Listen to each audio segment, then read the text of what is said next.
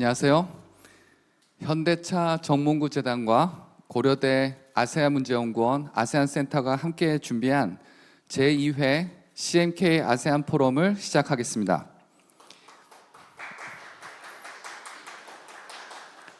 이번 포럼의 주제는 동남아시아의 지속가능한 발전을 위한 현황과 도전 과제입니다. 본격적인 시작에 앞서 현대차 정몽구재단 정무성 이사장님께서 축하 말씀을 전해주시겠습니다. 따뜻한 박수로 맞이해 주시기 바랍니다.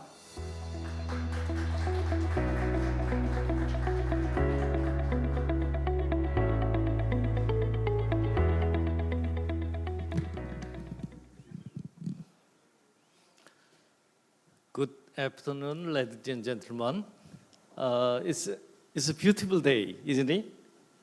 I hope we fully enjoy Korean fall, autumn, please.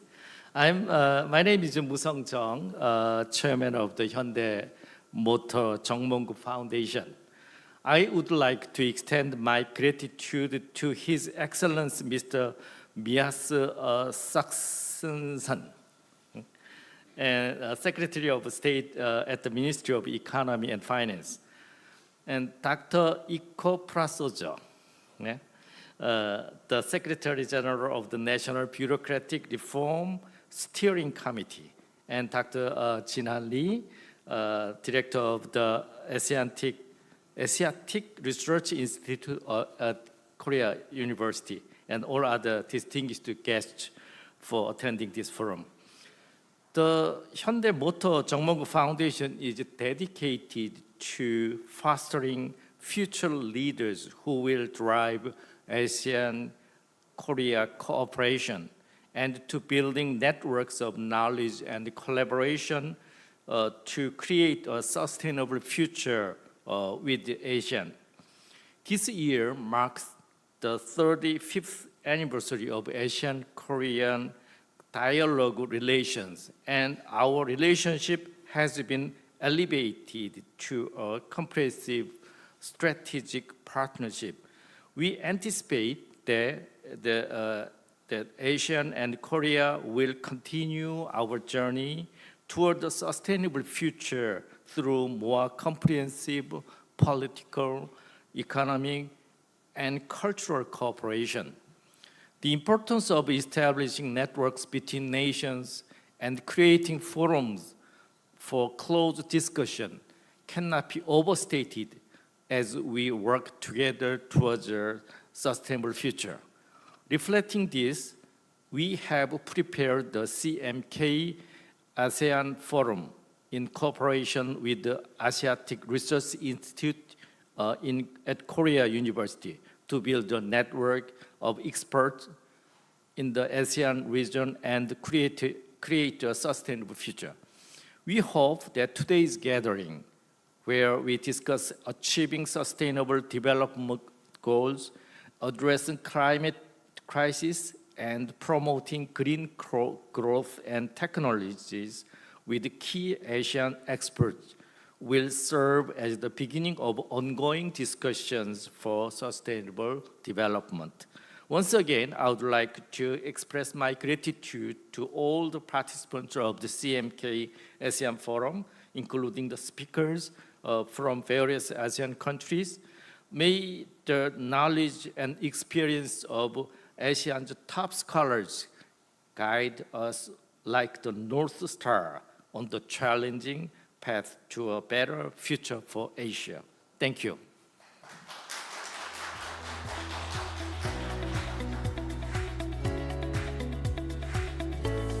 네, 이사장님 축하 말씀 감사합니다.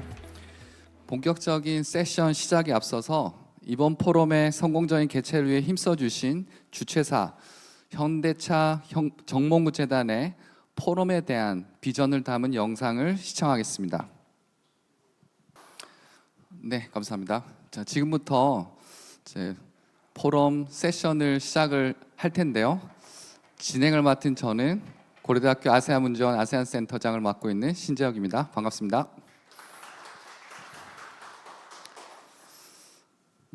다들 잘 아시다시피 우리 아세안 국가들은 지난 30년 정도 동안 세계에서 가장 빠른 성장을 기록하면서 전 세계가 가장 주목하는 그런 지역이 되었습니다. 그런데 이런 눈부신 빠른 성장 이면에는 환경오염, 소득 양극화와 같은 지속 가능 발전을 가로막는 그런 과제들이 누적되고 있습니다. 그래서 이 국가들은 이런 문제들을 인식해서 다양한 노력들을 그동안 기울이고 있었는데요.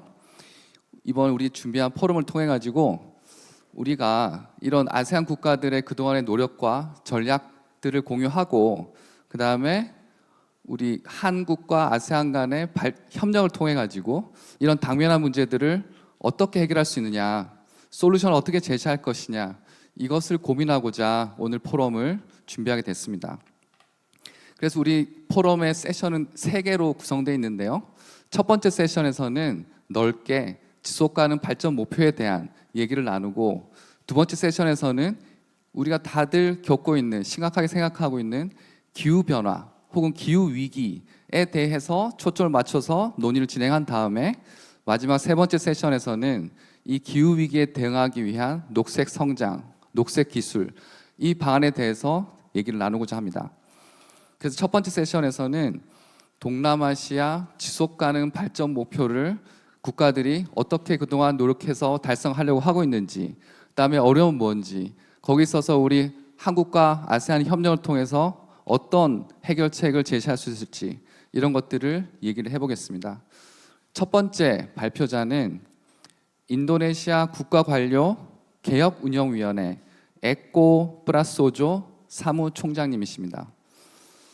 프라소조 사무총장님께서는 동남아시아 전반의 지속가능 발전 목표 달성을 주제로 발표를 해주겠습니다. 특히 인도네시아에 초점을 맞춰서 발표해 주시겠습니다.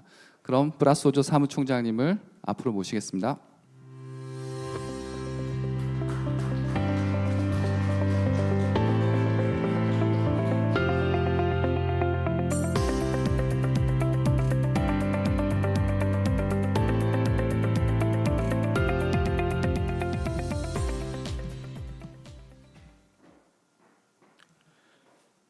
Good afternoon, everybody. I would like to thank to Jumongko Foundations for inviting me, and also Korea University for Asian Center.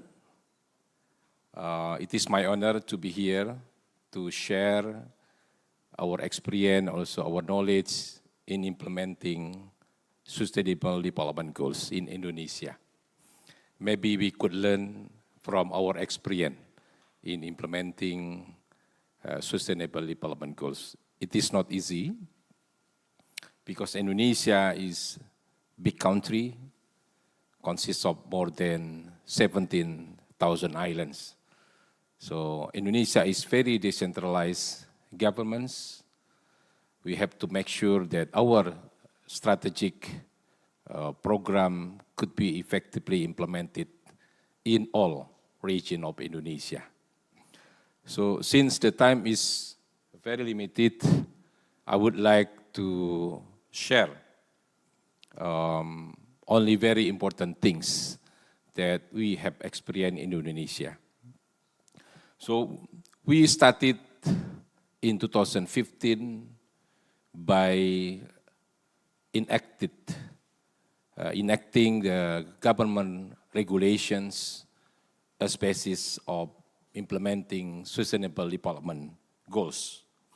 And since 2015, there are so many activities we implemented in the national and also in local governments. And mainstreaming the SDGs in the national plan, we have middle-term planning frameworks, and also we have inserted the SDGs program in the regional, in the provincial, and also in the local government level. So since then, our SDGs now implemented in the national development plan and also in the local government plans. So, can we share the PowerPoint presentations? Sorry. Sorry. Oh, yeah. Okay, next. This is the Indonesian SDGs journeys from 2015 into 2023. In 2022, we evaluated the implementation of SDGs, and in 2023, I think we have the results, from the indicator that have been achieved in 7 years of implementation of SDGs. So in the slide, we can see that some of SDGs indicators have been achieved in the development program in Indonesia. For example, in social pillars, we can see that 51% of the indicators have been achieved. In the economic pillars, 61%. In the environmental pillars, 71%. And also in the law and governance, strong institutions, 64% have been achieved. So now I want to explain the effort that have been made in SDGs implementations in 4 pillars. So direct reduction in extreme poverty rates, the improving the quality of health, improving of the quality of education, and empowerment of women and children. So in the reduction of extreme poverty rates, we reduce the burden of community by giving them the subsidy, social subsidy, and also the making sure that the community can be create their small and medium enterprise. Yeah. In the improving quality of health, we accelerate the maternal mortality reductions, disease control, strengthening of health system, and also immunization coverage so that we can reduce the mortality rate. In the improving of quality education, we improve the quality of learning outcomes, the improving and equalizing access to education, and improving the quality of schools and educators. In the pillars of empowerment of women and children, we did the fulfillment of rights and protection of children and women, and also empowerment of women. This is effort that have been made. This is very detailed. I don't want to explain in detail, but you can see there are some increasing indicators that have been achieved. Yeah. This is also effort that been made in the pillars of environmental. Yeah. So in the government and also strong institutions, we have a very priorities program to transform the bureaucratic culture and also structure. So doing the transformation of digital and also the transformation of institutions. So this is very important because this so-called enabling factor, for development. So we are trying to make more impactful bureaucratic reform program by focusing on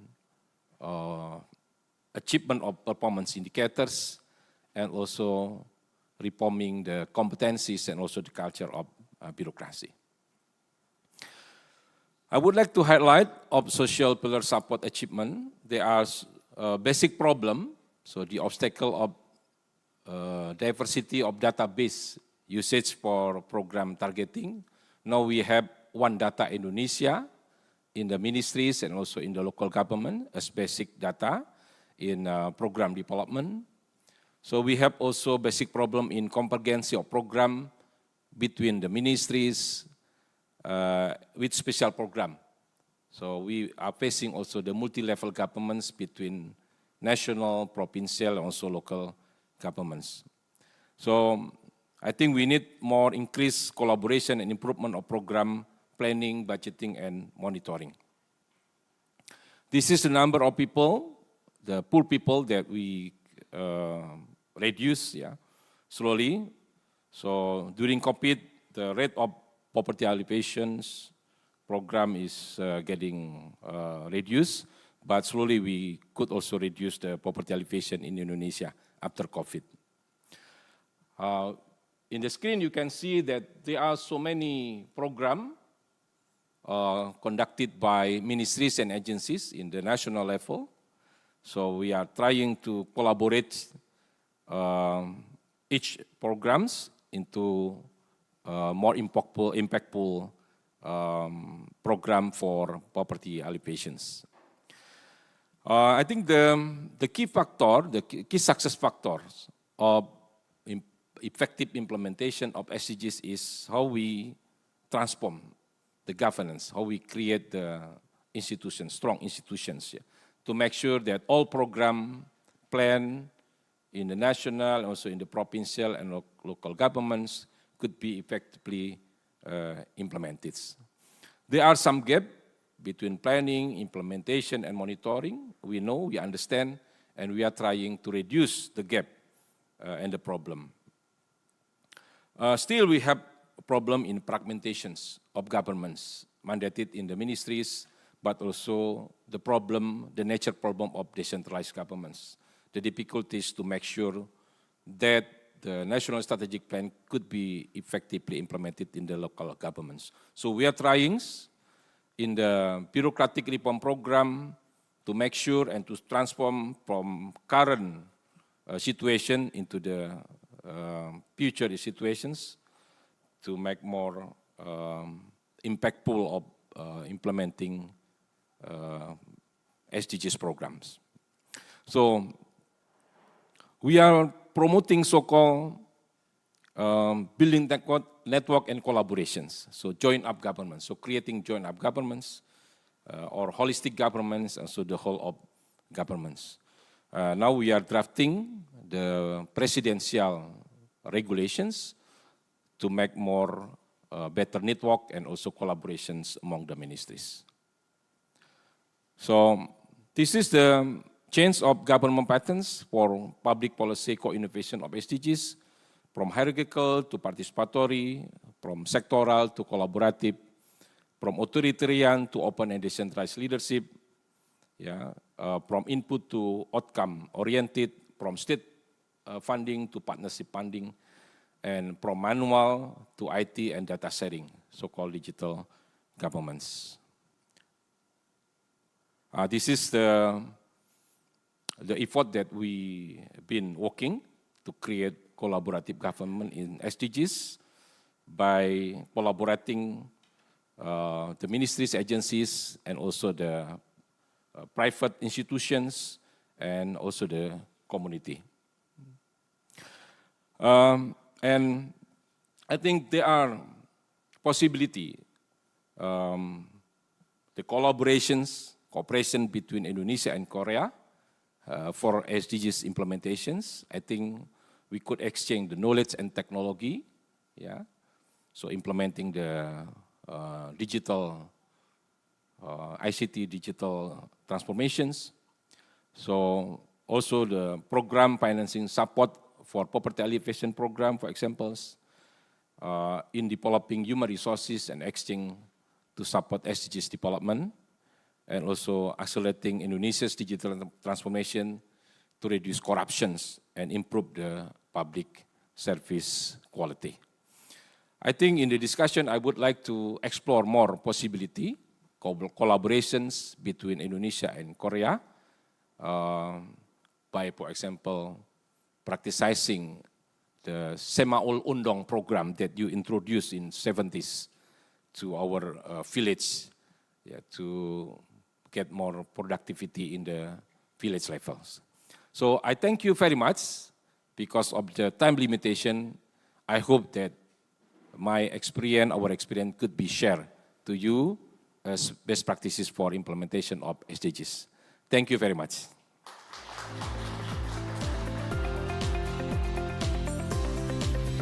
네, 에코 브라소조 사무총장님, 인도네시아의 SDGs 문제와 대책 잘 들었습니다. 감사합니다.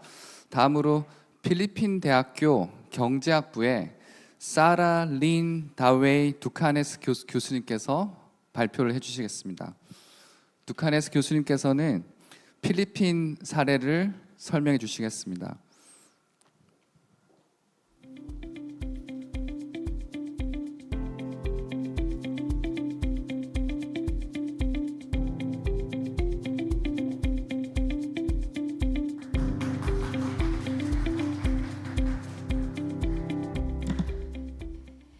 Good afternoon, everyone. I would first like to thank our hosts, the CMK Foundation, the Asiatic Research Institute of Korean University, and the Korean University ASEAN Center for this opportunity to talk about integrating the SDGs into national development plans, and particularly talking about the challenges and opportunities for Korea-Philippines cooperation. Next slide.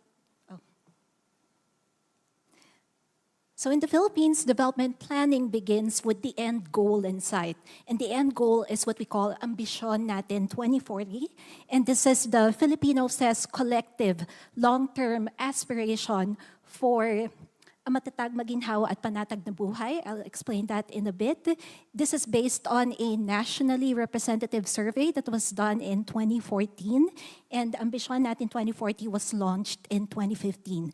So the vision basically is that by 2040, the Philippines will be a prosperous, predominantly middle-class society where Filipinos live long, healthy, happy, secure lives with their families, are smart and innovative, and actively participate in local governance in a high-trust society. So this is supposed to be a blueprint for development planning for at least 4 administrations from 2015 to 2040, and a guide for engaging with our international development partners. Now, in the same year that Ambisyon Natin 2040 was launched in 2015, we also committed to the 2030 Agenda for Sustainable Development. And given that the two are aligned, the achievement of the 2030 Agenda is expected to pave the way for the achievement of Ambisyon Natin 2040. Now, while we have made significant strides in terms of achieving our development goals and our global commitments, the pandemic has understandably stalled or even reversed some of the gains that we have made. Okay, still, we remain committed to achieving the SDG targets using a whole-of-nation approach guided by the following principles. No one is left behind, and that we have a sustainable development definition that is holistically defined, involving not only our economic, social governance, but also environmental sectors, and also the concept of intergenerational equity. Now, to ensure a whole-of-nation SDG implementation, we have integrated the SDGs into our National Development, Philippine Development Plan, which is the blueprint for medium-term development in the country, just like in Indonesia. And then at the national government level, we have committees and technical working groups that look at the coordination of SDG projects, activities, and programs in the country. And then in order to bring in private sector and civil society participation, we created the Stakeholders Chamber on the SDGs in 2022.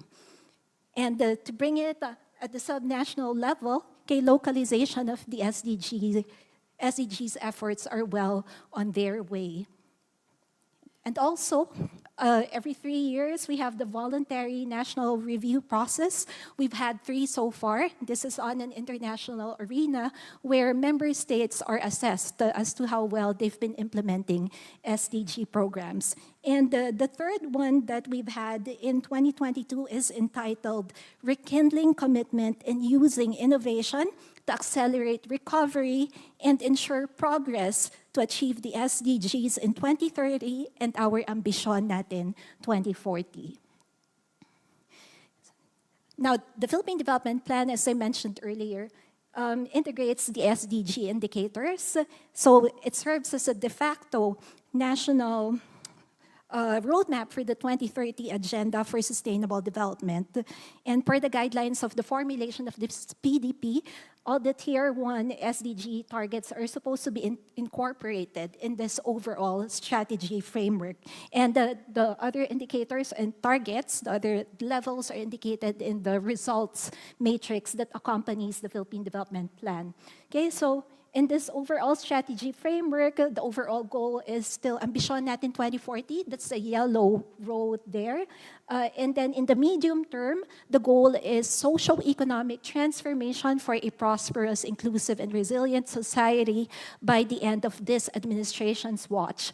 And this is to be achieved using 3 overarching strategies. The red-coded areas there are about developing and protecting the capabilities of our workforce, including upskilling, reskilling, and training in 21st century skills that include digital and green skills.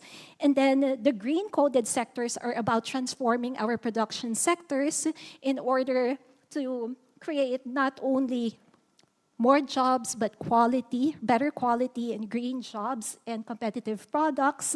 And the cross-cutting strategies there involve promoting trade and investments, enhancing inter-industry linkages, and also advancing R&D and technology and innovation, including green technology. The blue areas there are about providing an environment that is conducive for enterprise to thrive. It involves upgrading our infrastructure, macroeconomic stability, practicing good governance, and also accelerating climate action and strengthening disaster resilience. And as we said, the SDG indicators are integrated in this framework.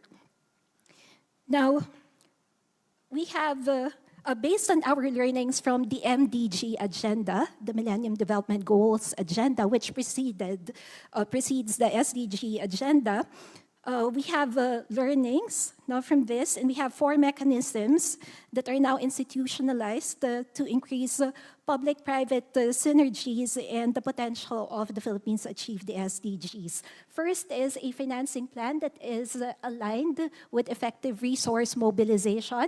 So here we have the development of a program convergence budgeting framework for better coordination of SDG-related endeavors. And then we have implemented tax reforms, such as the sin tax law, where tobacco and alcohol revenues are taxed, and 20% of those tax revenues are allocated for SDG-related programs. And then, as we mentioned earlier, there's the SDG Stakeholders Chamber, the institutionalized multi-stakeholder engagements, and we are replicating that also at the subnational level. Okay, and in terms of ownership of the SDGs at the national and local levels, we have, apart from that, the localization of the assessment and planning of SDG indicators to better identify the gaps in SDG implementation. And last but not the least is a robust monitoring and evaluation system. This involves regularly reviewing our SDG indicators to make sure that they're relevant, and we have the SDG Watch that is compiled by the Philippine Statistics Authority, and this is to be complemented with a community-based monitoring system, which will provide more granular data at the household level.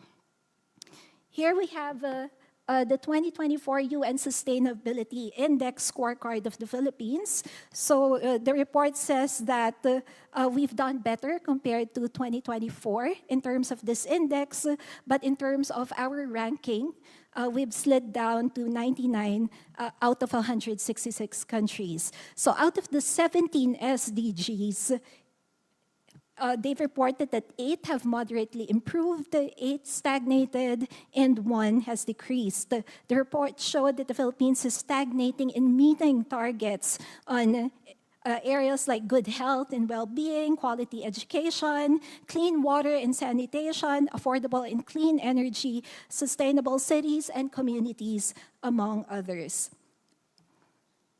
So with 2030 fast approaching, and less than 2 decades to 2040, we need more growth drivers to accelerate the progress of our SDG targets. And the Philippine Development Plan identifies mobilizing innovation ecosystems as a key driver for inclusive, resilient, and sustainable growth. Now, given that these require considerable investments, the plan is really banking on private sector participation and the involvement of our development partners in order to help us achieve our goals.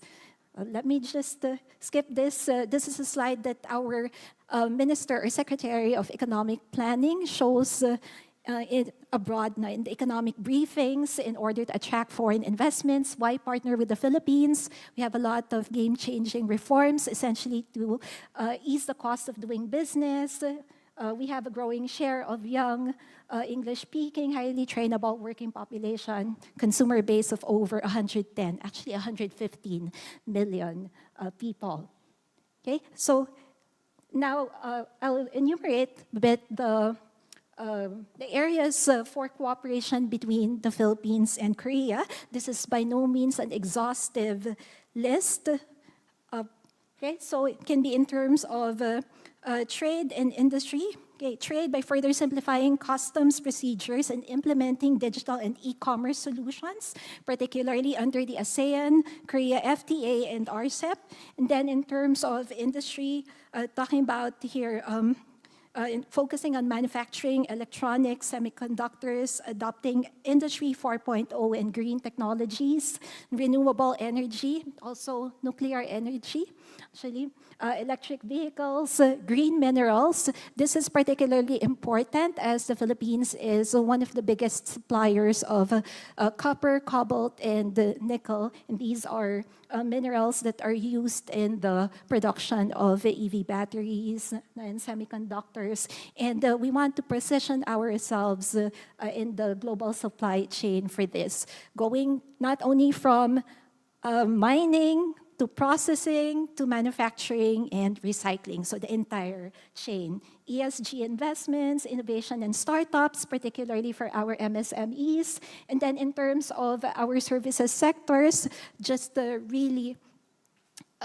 potential collaborative efforts for knowledge and data transfer, technology transfer, and all creative industries, data analytics, e-commerce platforms, so on and so forth. And then, okay, just some specific areas in terms of water management systems, integrated water management system, health and sanitation, green skills, given Korea's high-tech, high-touch programs, disaster preparedness, agriculture, and food security.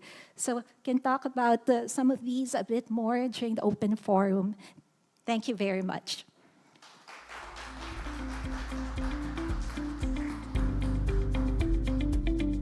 네, 두카네스 교수님 감사합니다. 필리핀의 SDGs 전략과 한 필리핀 협력 방안에 대해서 좋은 말씀해 주셨습니다.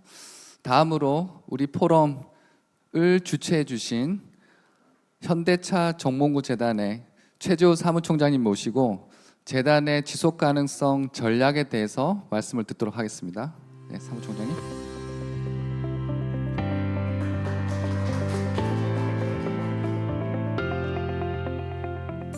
Okay, good afternoon. Today we have the most advanced AI translation system. So I will speak in Korean. You can see the screen to understand what I'm saying. 저는 현대차 정몽구 재단 최재호 사무총장입니다. 오늘 저는 재단이 아세안의 지속 가능한 발전을 위한 노력으로 추진하고 있는 기후테크 육성 전략에 대해 말씀드리겠습니다. 미국에는 록펠러 재단, 또 카네기 재단, 또 빌 게이츠 재단 등 어떤 기업가의 기업가 정신과 또 그들의 사회공헌 철학을 그런 헤리티지를 이어가는 재단들이 많이 있습니다. 이러한 재단들은 단순히 사회복지뿐만 아니라 사회 변화와 혁신을 주도하고 있으며 미국 사회에서 큰 영향력을 미치고 있습니다. 한국에는 현대차 정몽구 재단이 사회 변화와 혁신을 주도하는 글로벌 재단으로 성장하기 위해 노력을 하고 있고, 오늘 준비한 아세안 포럼을 포함한 여러 가지 혁신적인 도전을 하고 있습니다. 우리 정몽구 재단은 국내 최대 규모의 재단입니다. 2007년 현대차그룹 정몽구 명예회장님의 개인 기부로 설립된 개인 재단이자 공익 재단입니다.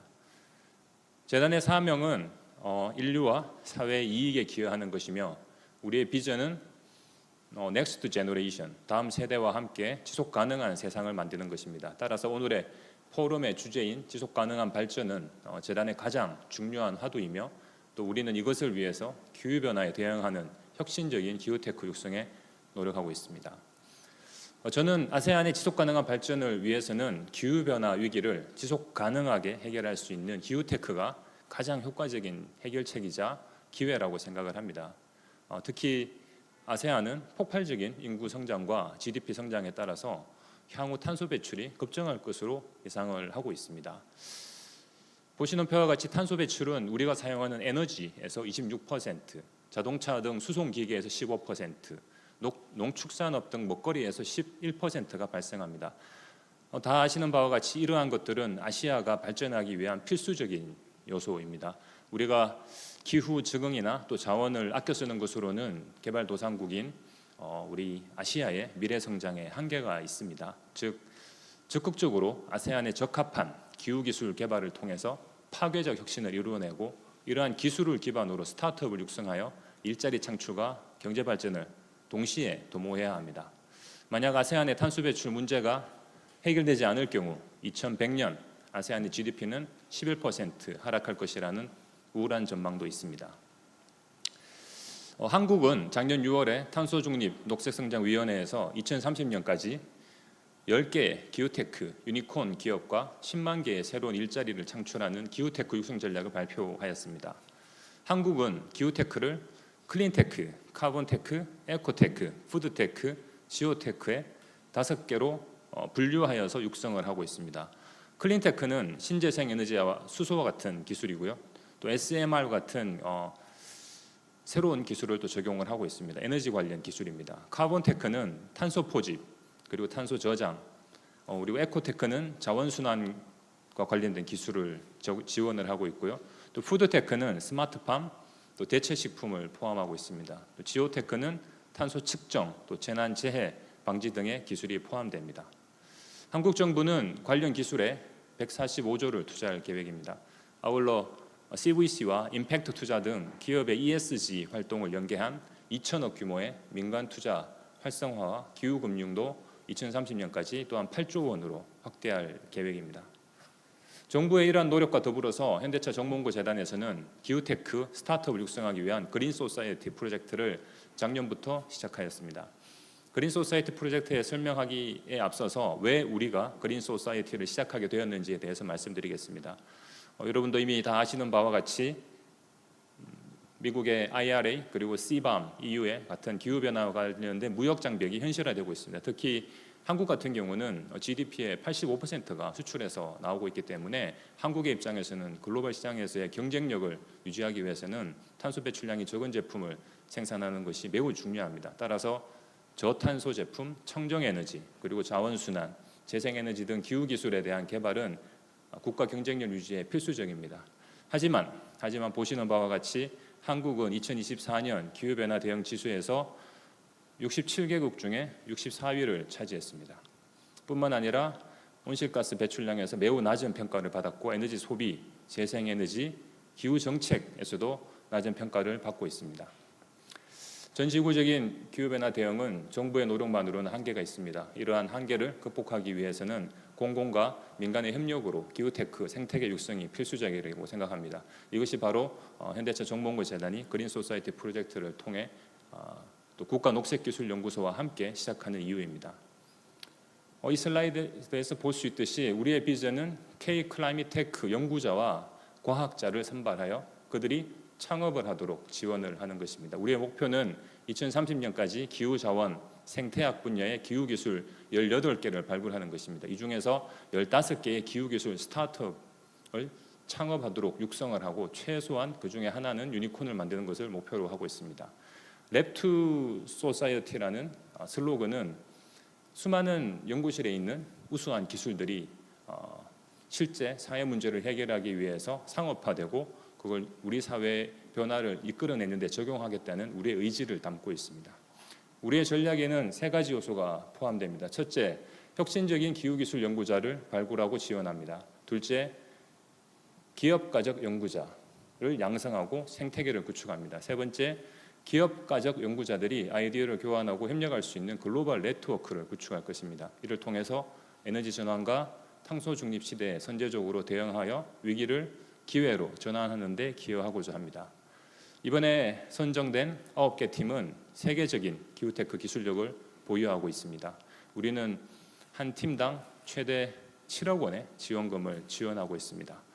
그러면 다음으로 선발된 9개 팀에 대한 소개 영상을 관람하시겠습니다.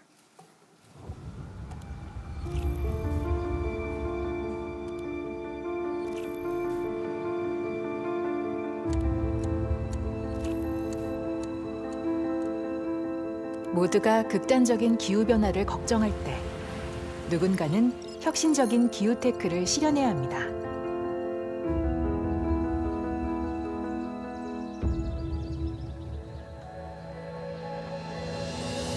현대차 정몽구재단의 그린 소사이어티 프로젝트는 지속 가능한 내일을 위해 기후변화를 해결할 K-기후테크 인재 육성에 집중하고자 합니다.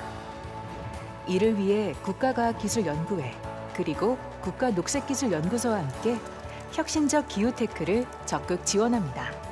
우리 그린 소사이어티 사업의 핵심 가치는 Lab to Society, 즉 연구실 안에서의 연구와 기술이 사회로 나가서 우리 인류가 당면하고 있는 문제를 해결하는 그러한 솔루션을 제공하는 것이라고 생각합니다. 그린 소사이어티의 무한한 아이디어는 지구를 파괴하던 이산화탄소와 자원 폐기물들을 탄소 감축과 자원 순환 기술로 가치 있게 변화시킵니다. 덜 친환경적인 기술이 친환경적인 기술로 대체되면서 인류는 계속 번영해 왔다는 것이거든요. 그래서 그 발생한 위기를 극복하는 것 또한 저희가 개발한 기술들을 통해서 극복하는 게 맞다고 생각을 하고요. 최종 완제품까지 만드는 모든 공정을 친환경 에너지원을 통해서 달성하려고 노력을 저희도 하고 있고요. 설레임, 희망, 그리고 연구자로서 실제 기후 환경에 기여할 수 있겠구나라는 생각이 듭니다. 그린 소사이어티는 생각합니다. 기후, 자원, 생태 분야 국내 최고 전문가 7인의 총괄위원회와 연구 및 사업화 관련 전문성을 판단하는 총 26인의 분과위원회와 함께 실질적 기후위기에 대응을 위해 인간, 지구, 자연과의 조화로운 공존을 생각합니다. 이를 위해 현대차 정몽구재단은 3년간 K-기후테크 연구자 9팀을 선발하고 육성합니다.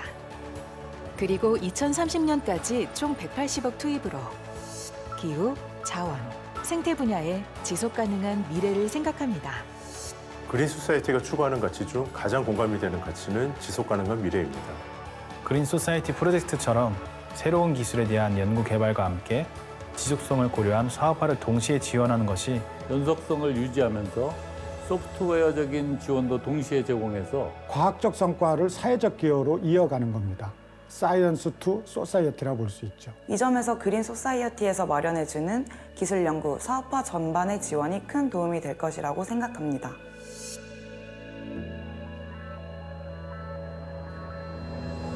현대차 정몽구재단은 더 빨리 갈 수 있지만 더 멀리 가기 위해 사회 변화와 혁신을 주도하며 지구의 더 큰 미래를 생각해왔습니다. Lab to Society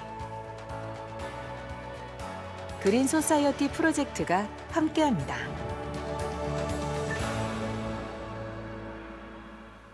Okay, this concludes my presentation. Thank you.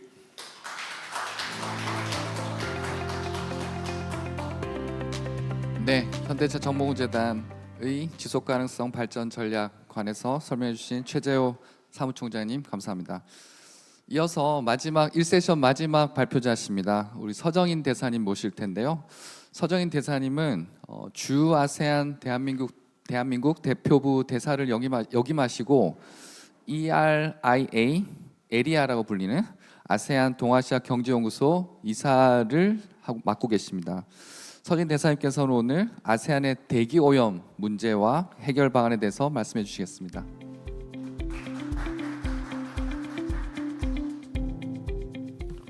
Good afternoon. It's my pleasure to with you all here, both in person and online. I would like to extend my sincere gratitude to the CNK Foundation and the Korea University ASEAN Center for inviting me to this year's second CNK ASEAN Forum.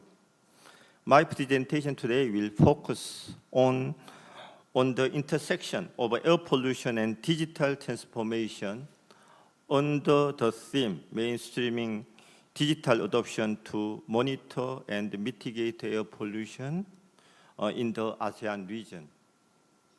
The goal is to explore how digital technologies can help address air pollution challenges, a topic closely linked to our session's theme of the achieving SDGs.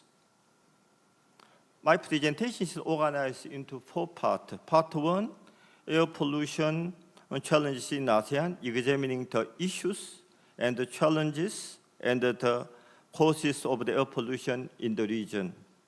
Part 2, regional initiative, discussing ASEAN's effort and the framework in addressing air pollution. Part 3, digital transformation, exploring how digital technology can help mitigate air pollution. Part 4, policy recommendation, proposing steps for strengthening air quality measures. Now I will move to the part 1, air pollution challenge in ASEAN.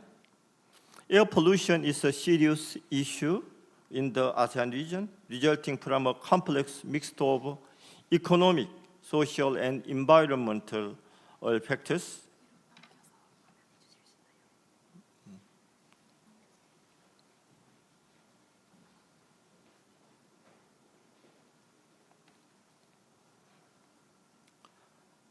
Namely, poor air quality adversely impact economic growth and public health and environmental sustainability. Many Southeast Asian cities like Hanoi and Jakarta rank among the most polluted in the world according to the 2023 World Air Quality Report. Air quality issues worsen in mainland Southeast Asia such as Cambodia, Laos, Myanmar, and Thailand as well, particularly during the dry seasons. The economic cost is significant according to the 2020 ADB report. Air pollution leads to 2 to 4% GDP loss due to the healthcare expenses and the reduced productivity. Additionally, in 2015, 35% of deaths attributed to outdoor air pollution in Asia and Pacific region, including Southeast Asia.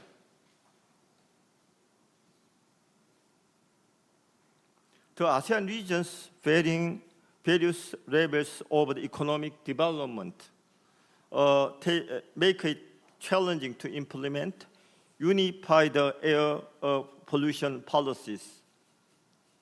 For example, more developed nations like Singapore and Malaysia may have a stronger regulatory framework, while less developed countries such as Cambodia, Laos, Myanmar, and Laos struggle to allocate the necessary resources. This gap is related to daunting challenges such as capacity building and the need to invest in the infrastructure, strengthening monitoring and enforcement mechanism, environment awareness among the public.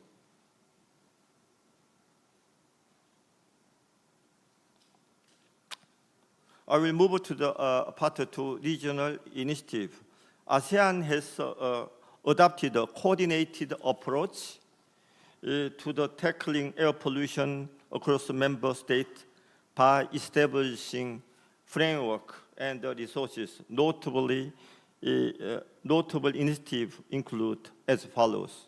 First, the ASEAN Agreement on the transboundary haze pollution signed in 2002 with the recent launch of the ASEAN Coordinating Center for the Transboundary Haze Pollution Control in 2023 during the ASEAN Summit in Jakarta to help mitigate haze caused by the forest fires and land clearing. So second, the ASEAN Haze Fund created in 2003 to financially support haze prevention and mitigation activities. The third, 7 ASEAN-led technical working groups that enhance collaboration on the environmental issues. Now I move to the part 3, how digital transformation can help. Digital transformation of a promising solution. As Secretary General of Jeongmong-gu Foundation, Choi Jae-ho pointed out, I think this is related to the climate tech. Solution for air pollution control in 3 main areas. First, data collection and analysis. Digital tools like sense and the drones and satellite, etc., can provide real-time data collection and analysis. The second, predictive analytics. AI and machine learning can allow predictive analytics to identify pollution patterns, health risks. The third, smart city platform can help policymakers manage pollution within juristic boundaries.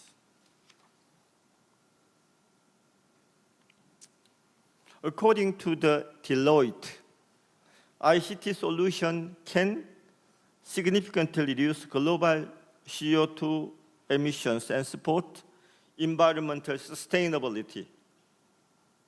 Aligning ICT development with the sustainable goals could decouple economic growth from the emission growth.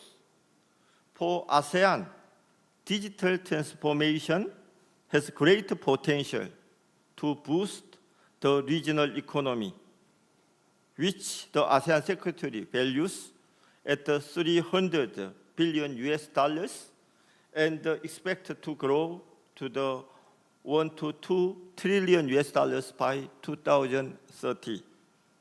Last but least, I move to the part 4 policy recommendations.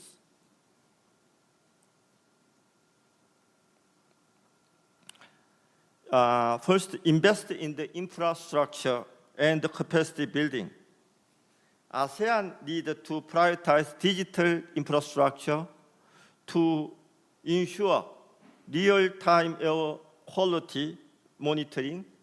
I'm pleased to note that Korean government CASA project, Clean Air for the Sustainable ASEAN project, is already providing air monitoring station to ASEAN countries, excluding Singapore. The second, enhance existing ASEAN mechanisms. Yes, this might be the difficult. As our colleague from Indonesia pointed out, even within the ASEAN country, within the one member country, there are disparity and gap just from province to the province. ASEAN's cross-sectoral approaches require better coordination to the prioritized digital solutions for air quality improvement. Standardized regulation across ASEAN could help close policy gaps and make air quality management more efficient. Last, strengthening sub-regional cooperation. ASEAN's continental and maritime sub-regions face different environmental challenges and resource capacities. Increased sub-regional collaboration can aid ASEAN-wide initiative, and Korea stands ready to support this effort. Our government has committed to doubling the Korea Mekong Fund to $10 million and the Korea BIMP Maritime Fund to $6 million by 2027, both of which can be leveraged to address air pollution through digital technology. Thank you for your attention.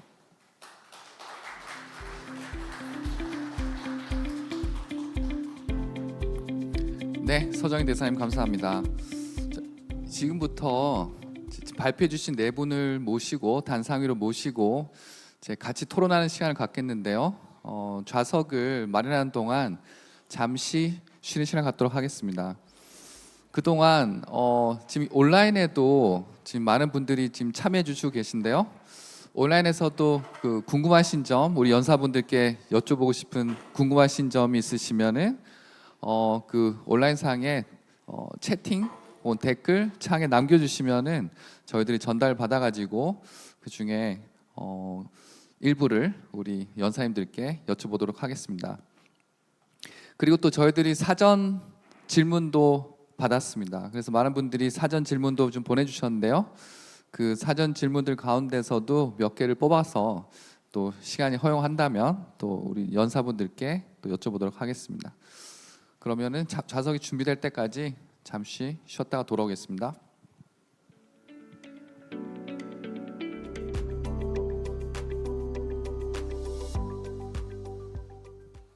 네, 다시 돌아왔습니다. 자, 네 분의 연사분들을 앞에 모셨고요. 지금 우리 첫 번째 세션이 한 10분 정도밖에 남지 않아서 각 연사분들께 질문 한 개씩을 제가 먼저 드리고 혹시 시간이 남으면 우리 온라인에 질문을 받도록 하겠습니다. 오케이. Executive Secretary Prasojo, you mentioned that in Indonesia, special attention is especially required in the social development pillar. Could you elaborate on how cooperation with Korea might help address this issue? Thank you very much, Professor Sin. I think there are 4 potential collaborations between Korea and Indonesia in poverty alleviation programs in the social pillars. One is how you could advocate as the Sema Ol Undong movement programs in 70s, that to empower the village. This is very important, I think. And the second is, since you have a very successful program on public governance and public administration reform in 80s, so I think the collaboration in how we could create strong institutions and governance in order to reduce the corruptions, in order to make better performance indicators in the government is very important for us. And the third is, as mentioned by Ambassador So, digital transformations is very important. So in the climate change, in the urban development, and so on. And the fourth potential collaboration is the competence building of civil servants, public servants, in order to make them capable in empower the society. This is my answer. Thanks so much. Okay, thank you. Next, Professor Ducanes. In the 2024 Sustainable Development Report, efforts in climate action were described as decreasing in the Philippines due to reduced efforts to lower greenhouse gas emissions. Could you explain why this is the case and how to address this issue? Okay, thank you very much, Professor Shin, for that question. I am not well versed in the particulars of why greenhouse gas emissions are increasing or the efforts have been reduced. But the truth is we are still a low-income economy, middle-income economy that's set to cross over the upper middle-income threshold in a year or so. And we have not industrialized yet. So we are still in the process of industrializing, and we know that industrialization has greenhouse gas emissions and such as its byproducts. And while climate change actions, strategies are part of our development agenda, part of the priority, these are expensive. This is an expensive endeavor. And so we're really banking on private sector participation, our development partners to help us in our climate change efforts. Thank you. Thank you. 감사합니다. 다음으로 최재호 사무총장님께 질문 하나 드리겠습니다. 기후테크 스타트업 육성을 위한 그린 소사이어티 프로젝트가 매우 인상 깊은데요. 방금 듀카네스 교수님께서 말씀하신 그 필리핀의 문제 해결에도 도움을 주실 수 있을 것 같고, 그래서 이 프로젝트가 이 동남아시아 지역의 기후 위기 극복에 어떻게 도움이 될 수 있는지 좀 더 추가적으로 설명해 주시면 감사하겠습니다. 네, 기후테크는 포용적인 기술이라고 생각을 합니다. 우리 그린 소사이어티 업계 팀 중에 코드 오브 네이처라는 스타트업이 있거든요. 이 스타트업은 이끼 포자를 항공에서 살포를 해서 황폐화된 토양과 산림을 복원하는 기술을 개발을 했습니다. 기존의 그 토양 복원하는 비용보다 10분의 1의 비용으로 토양을 광범위하게 복구할 수 있고요.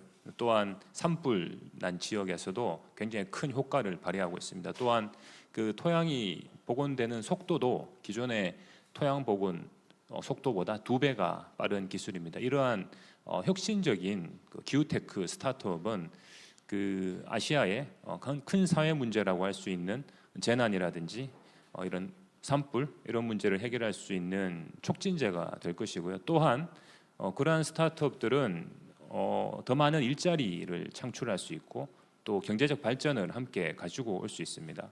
그래서 현대차 정몽구 재단에서 하고 있는 그린 소사이어티의 많은 그런 스타트업들의 신기술들이 아시아로 확대될 수 있고 또 굉장히 빠르게 적용이 될 수 있을 것이라고 생각을 하고 있고, 또한 아시아안에서도 이러한 스타트업들이 많이 만들어져서 그 나라의 사회 문제를 기존의 방식과 다르게 도전적이고 혁신적으로 해결을 해야지만이 앞으로 다가오는 이런 기후변화라든지 여러 가지 사회 문제 해결에 효과적으로 대응을 할 수 있을 것이라고 생각을 합니다.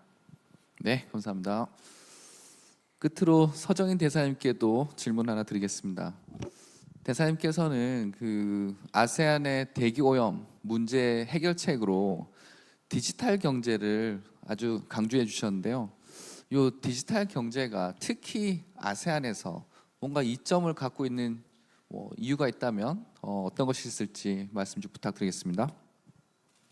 예. 사실은 그 말씀을 드리기 전에 아세안이 사실은 다들 아세안에 하면서 아세안 경제에 대한 관심들이 굉장히 많은데, 아세안을 바라볼 때 아세안에서도 선진 아세안 그리고 지금 다시 후발 아세안 이렇게 있어서 격차가 있습니다. 이런 것들을 감안해서 왜 그런 것이 났는지, 그런 것들 결국은 다국적 기업들 중심으로 기술을 의존하는 그런 것 때문에 이런 게 나오지 않았나 이런 생각이 듭니다. 그러면 앞으로도 후발 아세안 국가들도 계속 그러면 여기 이런 기존의 방식대로 유지를 하면 발전을 하는데 한계가 있지 않겠느냐. 그런데 그 발전의 한계를 뛰어넘을 수 있는 좋은 게임 체인저가 전 디지털 대전환이라고 생각합니다. 그런데 특히 그 아세안이 왜 디지털 대전환에서 유리한 위치에 있느냐, 저 세 가지로 좀 말씀을 좀 드리면, 첫째는 평균 연령이 30.2세로 굉장히 젊습니다. 우리는 지금 한 45세 정도쯤 되죠. 굉장히 일단 젊으니까 기술에 대한 리셉티브가 좋고, 그래서 결국은 어려서부터 두 번째가 결국은 디지털 네이티브라고 해서 이 사람들이 어려서부터 이게 익숙해지니까 결국은 디지털 상품이나 디지털 서비스에 대한 그 구매 뭐 이런 것들이 굉장히 많이 그 호의적이다. 그리고 마지막에는 결국은 그 도시화입니다. 도시화가 여러 가지 폐해도 또 주지만, 도시화가 되고 나면 정부 입장에서나 기업 입장에서는 그 투자 대비 그 효율이 좋지 않습니까? 그런 면에서 아마 이 세 가지를 적절하게 잘 활용을 하면 아세안도 계속해서 이렇게 발전할 수 있지 않을까? 특히 그 디지털 대전환을 이용하면, 아까 제가 그 발언에서 말씀을 드렸습니다만은 두 마리 토끼를 다 잡을 수 있다. 경제 성장도 하고 그리고 CO2 에미션도 줄일 수 있는, 그래서 기후 변화에도 대응할 수 있다. 저는 이렇게 보고 있습니다. 네, 감사합니다. 정확하게 2시 40분 1세션 종료 시간이 됐습니다. 그 온라인에서 질문을 주신 분들이 몇 분 계신데 이후 세션으로 넘겨서 같이 토의를 하도록 하겠습니다. 그래서 1세션은 이걸로 이제 마치기로 하고요. 15분 쉬는 시간 가지고 2세션에서 뵙겠습니다. 지금까지 발표하시고 토론해 주시라고 고생해 주신 네 분의 연사분들께 큰 박수 부탁드리겠습니다. 고맙습니다.